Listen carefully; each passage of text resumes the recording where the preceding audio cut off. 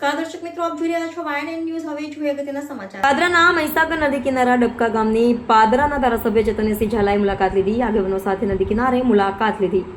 ઉપરવાસમાં વિરત વરસાદના કારણે કડાણા ડેમમાંથી મહીસાગર નદીમાં આશરે 8 લાખ ક્યુસેક પાણી છોડવામાં આવ્યું.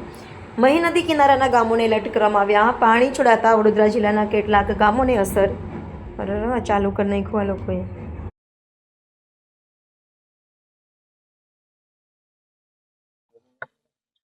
ઉપરવાસમાં વધુ વરસાદ થતાં કડાણા ડેમમાંથી પાણી છોડવામાં આવ્યું છે.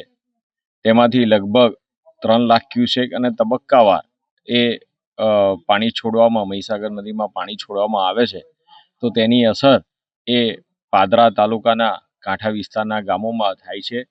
તેમાં પાણી ગામ સુધી પહોંચી જાય છે, જેથી કરીને આજ રોજ પરિસ્થિતિની જાણકારી મેળવી છે અને જરૂર પડે નીચાણવાળા વિસ્તારોમાં વધુ પાણી ભરાય તો ત્યાં લોકોને સાવચેત રહેવા માટે અને જરૂરી લોકોનું સ્થળાંતર કરવા માટેની વ્યવસ્થા હાલ કરવામાં આવી છે. અને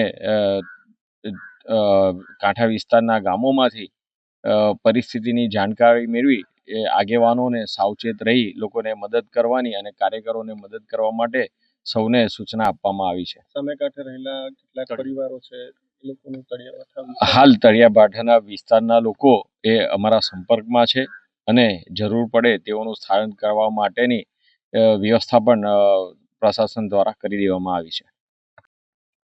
હાલ કડાણા ડેમમાંથી મહીસાગર નદીમાં છેલ્લા 72 કલાકમાં તબક્કાવાર વારાફરતી પાણીની છોડવામાં આવી રહ્યું છે, જેને લઈને પાદરા તાલુકાના 26 ગામોમાં જે મહીસાગર નદી પસાર થાય છે એમાં તંત્ર દ્વારા છેલ્લા 2 દિવસથી તેઓને એડવાન્સમાં જાણકારી આપવામાં આવી છે કે કોઈ પણ ખતરો દેખાય તો સલામત જગ્યાએ ખસી જવું.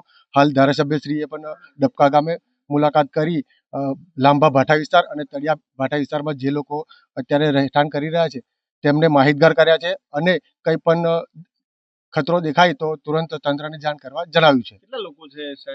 60 જેવા લોકો છે. શું પરિસ્થિતિ છે?